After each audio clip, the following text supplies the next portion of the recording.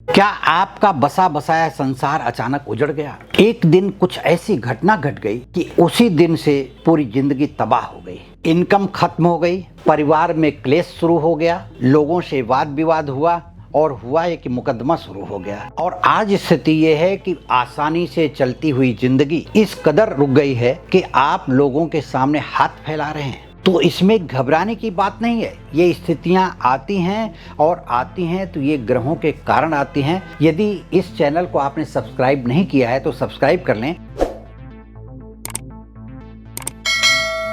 आज इस वीडियो में मैं आपको यही बताऊंगा कि ऐसी घटनाएं क्यों घटती हैं और उसका निवारण कैसे किया जा सकता है। नमस्कार, मैं ज्योतिषी आर्यच सोनी पिछले 40 वर्षों से यंत्र मंत्र तंत्र रत्न दान दक्षिणा पूजा पाठ होम हवन जप तप और रुद्राक्ष के द्वारा लोगों की समस्याओं का समाधान करता आ रहा हूँ।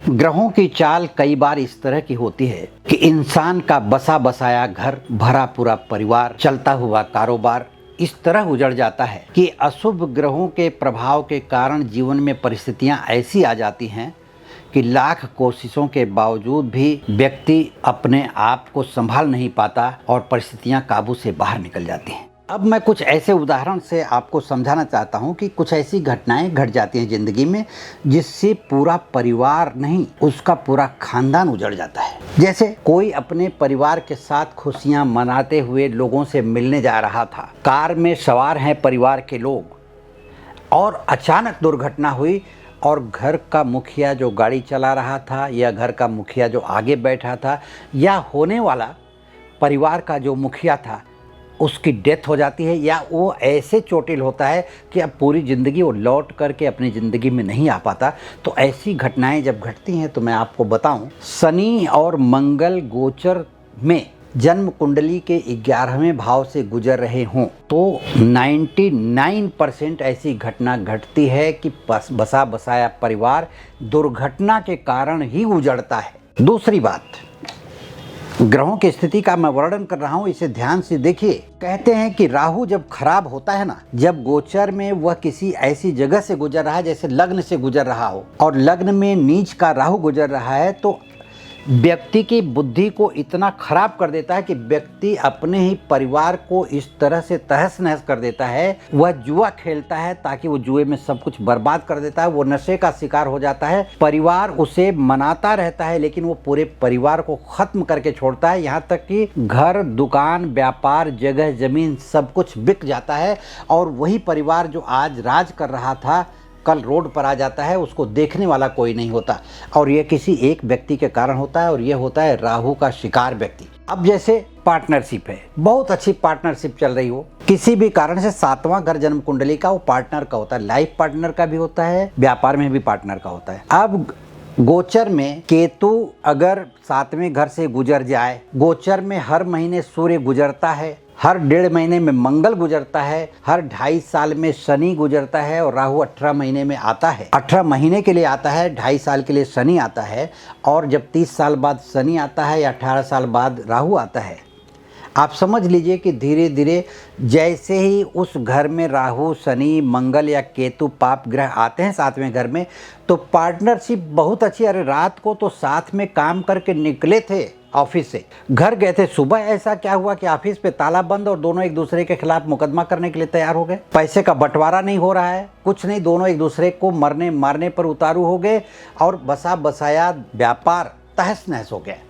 ऐसी परिस्थितियां आती हैं। इसके बाद जैसे शादी होती है, शादी में लड़की की जन्म कुंडली में गुरु का स्थान देखा जाता है और लड़के की कुंडली में शुक्र देखा जाता है। अब क्या हुआ कि शादी हुई, आपने सुना होगा कि शादी हुई, भले वो प्रेम विवाह था या अरेंज मैरिज थी, लोगों की सहमति से शादी हुई और स्थिति ये हुई कि शादी के 2-4 दिन बाद ही आखिर ऐसा क्या हुआ कि अब तलाक लेने की बात शुरू हो गई है। इसमें शुक्र ने अपनी नीचता निभाया, गुरु पर किसी क्रूर ग्रह की दृष्टि पड़ गई 7वें घर पर। हमेशा शादी विवाह करते समय ये तो ध्यान देना ही चाहिए कि आने वाले समय में कौन से ग्रह कहाँ से गोचर में गुजर रहे हैं। क्योंकि क्या होता है देखिए कि जब कभी भी आप सज संवर करके कहीं रोड पर खड़े हैं तो अच्छे लोग अच्छी दृष्टि से देखेंगे आपके जोड़े को। आप पति पत्नी हैं, सुंदर तरीके से खड़े हैं और कहीं जा रहे हैं, तो जिसके मन में प्रेम रहता है ना, वो प्रेम भरी दृष्टि से देखता है कि क्या सुंदर भगवान ने जोड़ा बनाया है। लेकिन कहीं वहीं पर अगर बदमाश या दुष्ट प्रकृति के स्वभाव के लोग रोड पर खड़े हैं तो व्यंग्यात्मक हंसी हंसते हैं, जिससे आपके मन में बात चुभती है। तो ऐसे ही क्रूर ग्रह जब उस जगह से गुजरते हैं या उस घर पर दृष्टि देते हैं तो अपने अंदर ही, पति पत्नी के अंदर ही ऐसी बात उठती है, ऐसा क्रोध उठता है, पत्नी को पति के प्रति, पति को पत्नी के प्रति। इस तरह के क्रोध के भाव उठते हैं कि दोनों एक दूसरे को काटने दौड़ने लगते हैं, एक दूसरे को गालियां देने लगते हैं, एक दूसरे के जो सम्मान करते हुए थकते नहीं थे वह एक दूसरे को छोड़ने के लिए बात करने लगते हैं कि अब हमें आपके साथ रहना नहीं है।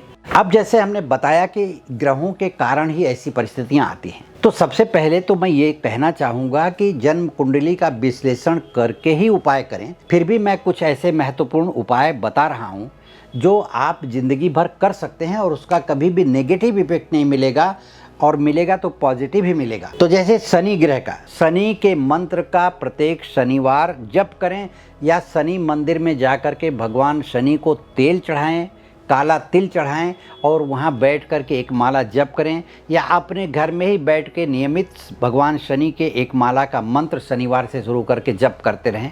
इससे किसी भी प्रकार की दुर्घटना से बचाव होगा। पुत्र के बारे में जहाँ तक बात है कि पुत्र हमारा गलत संगत में ना पड़े, गलत लोगों का साथ न हो, नशे का शिकार न हो, या हमारा व्यापार धंधा वो सुचारू रूप से चलाए।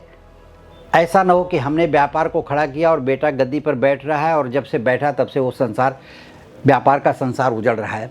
तो ऐसी परिस्थितियों में पिता को चाहिए कि केतु की पूजा करें। केतु ग्रह की पूजा करने से संतान सुखी रहती है। गुरु ग्रह की पूजा करने से संतान सुखी रहती है। गुरु के मंत्र का जप करना चाहिए और केतु के मंत्र का जप करना चाहिए। भाई से भाई के विवाद के कारण अगर घर उजड़ रहा है, बसा बसाया परिवार उजड़ रहा है, संसार उजड़ रहा है, तो मंगल ग्रह की उपासना करनी चाहिए, हनुमान जी की पूजा करनी चाहिए, नित्य हनुमान चालीसा पढ़ना चाहिए।